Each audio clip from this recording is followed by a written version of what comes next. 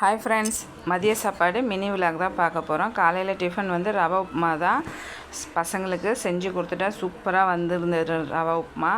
அதுக்கப்புறம் வடை பாயாசம் செய்யலான்னு சொல்லிட்டு மாலை போட்டிருக்காங்க.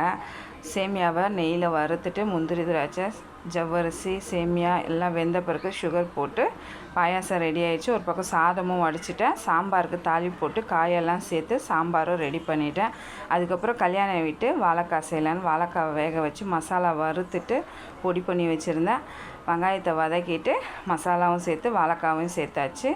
பீட்ரூட் பொரியலுக்கு தாளிப்பு போட்டு பீட்ரூட்டை சேர்த்து தேங்காய் போட்டு இறக்கியாச்சு. மசால் வடைக்கு எல்லாம் ரெடி பண்ணி வச்சுருந்தேன். எண்ணெய் சூடாக இருந்தது. வடையும் தட்டி போட்டாச்சு.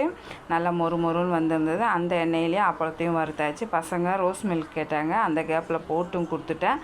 கொஞ்சமாக பருப்பு ரசமும் வச்சாச்சு. இந்த வீடியோ பிடிச்சிருந்தா லைக் பண்ணி ஷேர் பண்ணி கமெண்ட் பண்ணுங்கள், சப்ஸ்கிரைப் பண்ணுங்கள். பாய்.